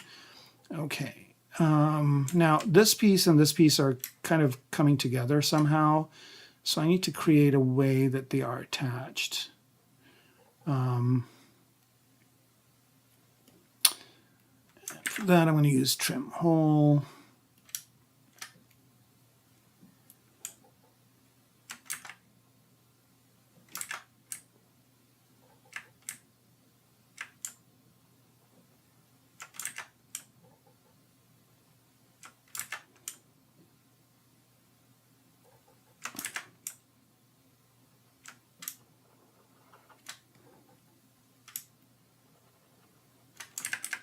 Nope.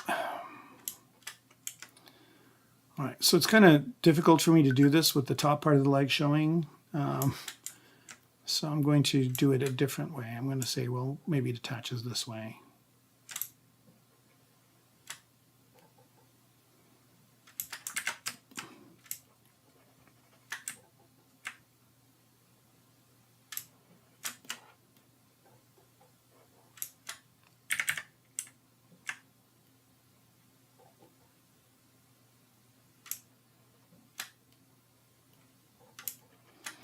There we go.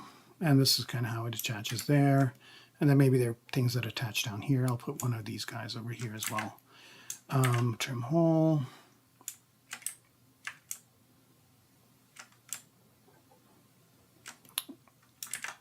That works. Just come out a little bit more.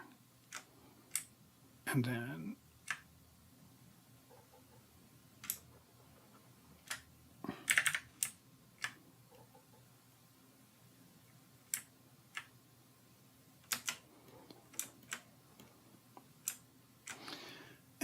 I will create some room for it,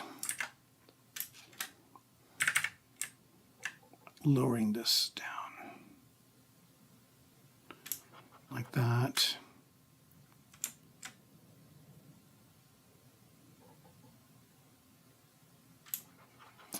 And I think I can add a piece in there just to iron it out. So the way I'm going to do that, okay, this thing's got 2 subdivision levels, so it's not going to work. But this I know has only, no, it says 4. How about this one? Okay, no subdivision level. I'm just choosing a piece that doesn't have any subdivision levels. And I'm going to insert an IMM in there. And where's this one? This one has some cool IMMs. How about one of these guys?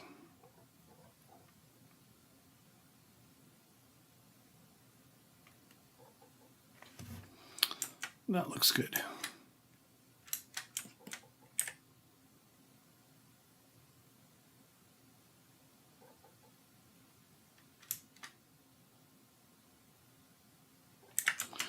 All right, so what I'm going to do with this is just do a split mass points.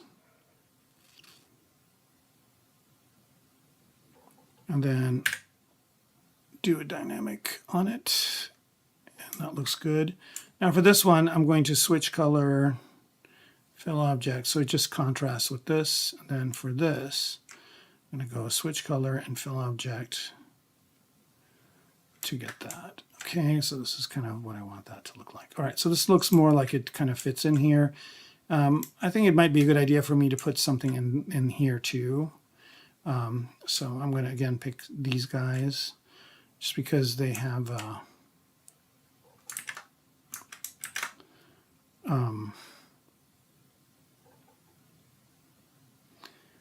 because they don't have subdivision levels. And I'm getting pretty close to time here. I might go a little bit extra, not too much. And I'll pick one of these guys and pop it in here.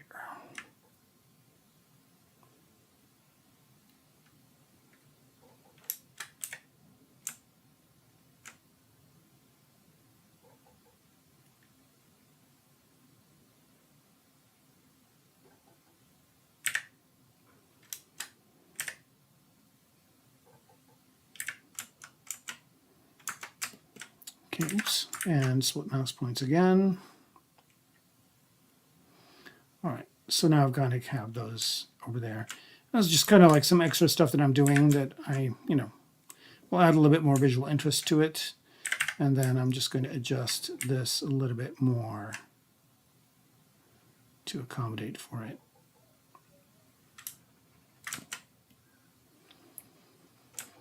All right, so that's that.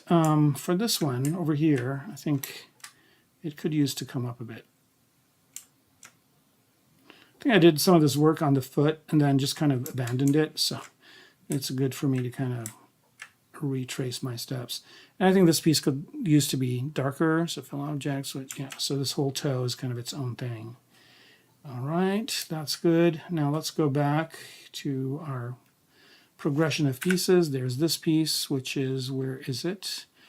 Let's turn transparency again to find it. It is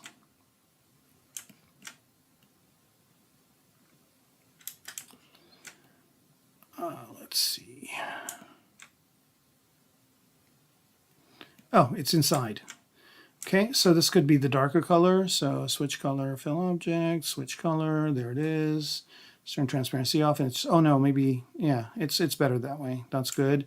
And then this inside piece could also be the darker color, like that.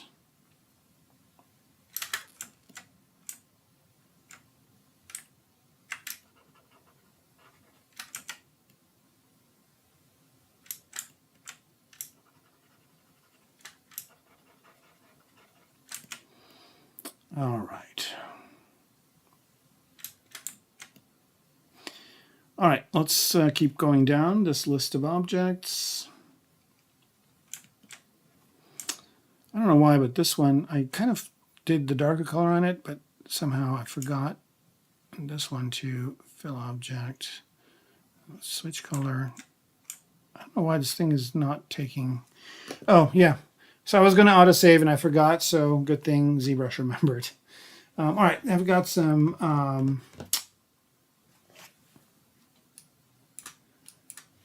what happened to these screws here? Come on back. All right, so I got some more question action happening. See, now that this piece is a darker color, I think the screws might look better if they were the lighter color. So I'm just going to redo them with the lighter color. So that kind of makes them pop out more.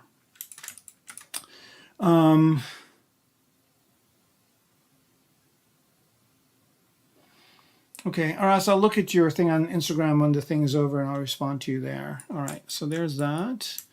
Let's keep going through the list here. And I'll probably be doing, I'll do the rest of this. I mean, you guys have seen it now and you know what I'm doing, so I'll probably do the rest of this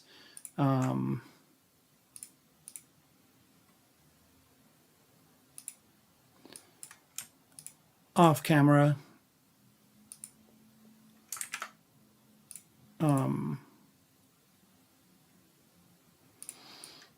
And then next time, all this will be done. And then next week, what I will do is separate these pieces out so that I can animate them. I'm evaluating whether I want this to be the darker color too. Switch color, fill object, switch color again. I'm wondering if this leg is looking better in the darker color or the lighter color. I kind of like the lighter color better. Yeah, I'm going to keep it the lighter color. Some of these details, though, I can make them the darker color. What about this guy? Yeah, that looks good. So let's just fill that object. All right. So we're kind of almost at 9 here. I guess I could just continue this a little bit longer. Why not?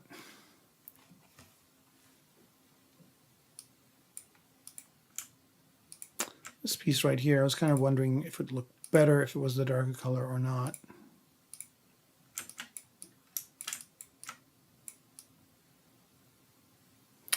Yeah, that works. You guys know what? I know I've got nothing that is attaching this piece to the leg. Does that matter? No. I guess it could be attached down here and up here. But it would be cool to kind of have something attached to it. Maybe, yeah, maybe I'll do this, extend this out so it attaches to it.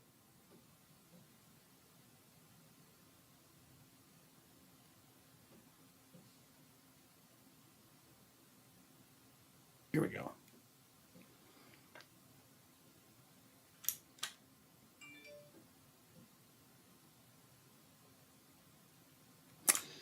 Okay. That looks good. Yeah, so I'll just kind of be going through down this list and just choosing different colors for this. But before I go, no, I'll do that next time too. I was going to separate out this leg, you know, create 2 copies of this leg and have 2 different objects instead of having that one that's both. But I can do that next time also. I don't know what this inside piece is. Oh, it's part of that. Okay, that's cool. Yeah, this is starting to look better. So this color variation adds a lot of visual interest. I'm going to pick this top piece, fill object. It's both of them, I think. So switch color.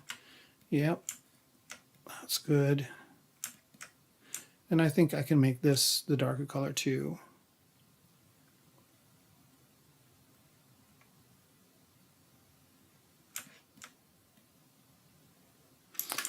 Which kind of makes this little patella looking thing pretty interesting standing on its own. But I'm probably going to color this thing something bright or something. No. Here, let's try and see what this does to it.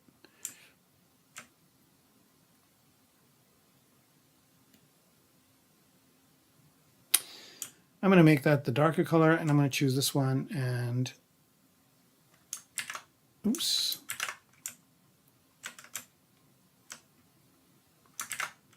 Keep it the lighter color. I think that works better. Here we go. Okay. These would probably all look better in the darker color.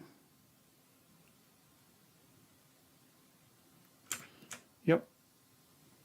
So you guys can see that like a little bit of that contrast adds a lot of visual interest to what I'm working on. What's this thing? Is it on its own? Nope. I think this could be the darker color too. Fill object, switch color. Yep.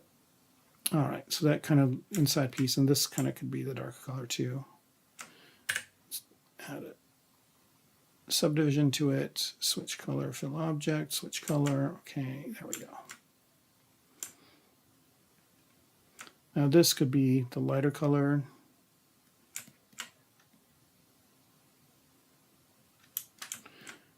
And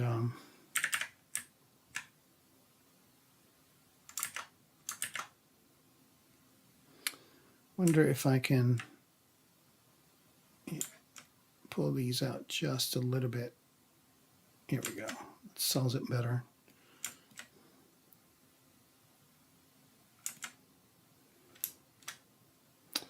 All right, that's good. That's good.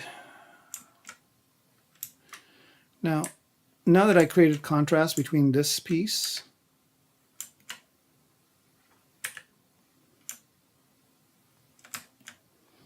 and the piece on top of it, it kind of looks weird. So I need to move this down just a tad and maybe create some sort of a thing where, you know, it doesn't have such a harsh difference between these 2 shapes. I'll work on that for next time too. But I think we're kind of getting to a good point to leave this. So what I'll do is I'll I'm going to go ahead and duplicate this whole folder and do the legs just for a render. So I'm just going to, I've got one leg here. I'm just going to duplicate that whole folder. And the way I do that is I click on this gear and say, not delete, but duplicate. Also the folder duplicated. Yep, that's what I want to do. All right, so there's one, and I'm going to duplicate it one more time.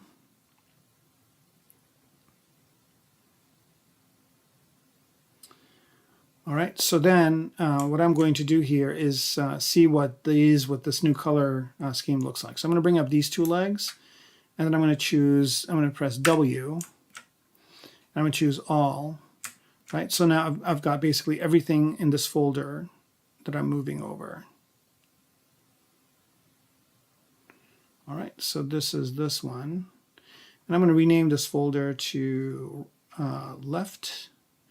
Rename folder.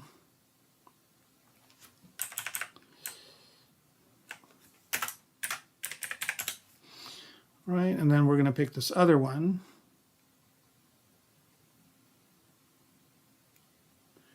Oh, did I do both? I did both. Oh. This one has symmetry on.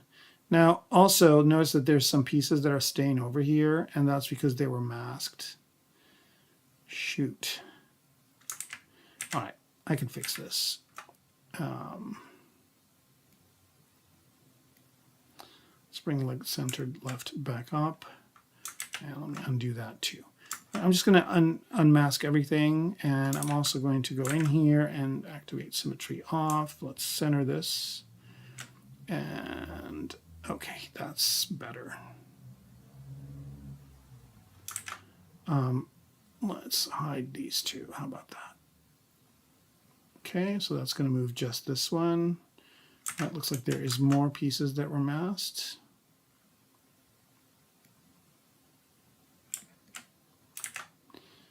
Okay, did it add? Let's see here. All right, so I'm just going to solo this out. Pick this piece, solo it out. Okay, these are masked, so now they're unmasked. And that's because I inadvertently added another one, which I don't want, so that's a good thing to have seen. And I want to get rid of this one right here. So do this. Are these a separate thing?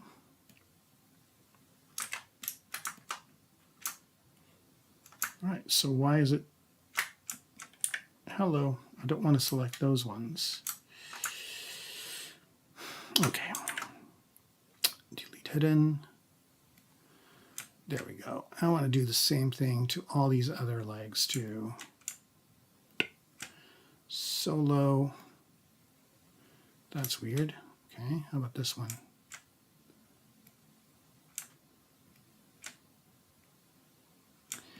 Wow, that is very strange. So the one had it, but the others did not. Okay, doesn't matter. Let's get back on program here. Turn this on. All right, so W, I've got all the pieces. I want to go ahead and center this without symmetry and move just the leg centered left to the left side and just kind of align it roughly what was there before. And then this one, because I could rename this, it doesn't need to be leg centered left, just leg left. Okay, and then this one, rename it to leg right.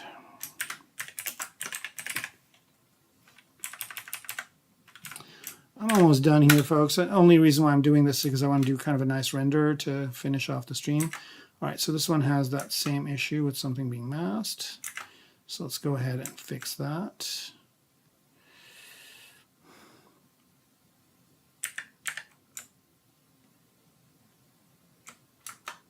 Clear that mask. So let's see if that's, see, this one's got that weird doohickey too. Like, I don't know why it wasn't showing up earlier. I think because I was on the wrong subtool. All right, no worries, easily fixed, delete hidden, come back, everybody, and unsolo this.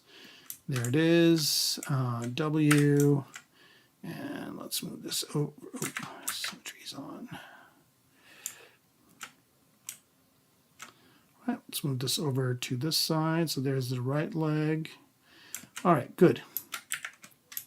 And just for kicks, I want to make sure that my centered leg is still centered. It is, that's fine, I don't need to mess with that.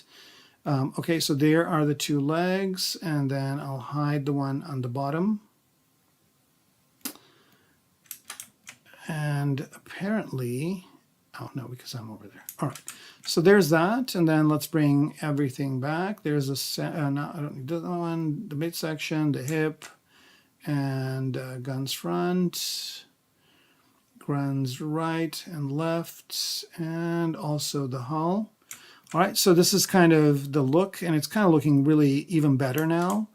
And I'm going to bring up the floor and do a render and then call it a night. So there's the floor, and I'm still using the NPR render. Let's turn perspective on. And let's just do a few quick renders. So let's just do a BPR. And this is going to go pretty fast because it's non-photorealistic. So there's that. And this gives me a good way to evaluate the color differences that I did, and it looks okay. And let's do another one from a different angle. So these renders are going to happen pretty fast. Here's another one. Okay, and let's look at it from the back.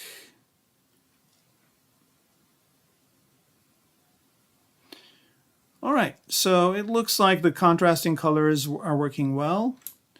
And yeah, so I'm happy with where I am with this. And next time I'll be doing a little bit more of what I did on the leg, which is just kind of going in and doing some of the other colors.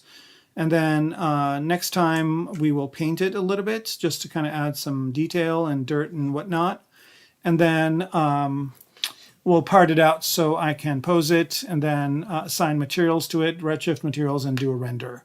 So hopefully you guys enjoyed the stream, and thank you for watching it. Again, this will be available after the fact, so you can watch it as many times as you want on the ZBrush Live YouTube channel.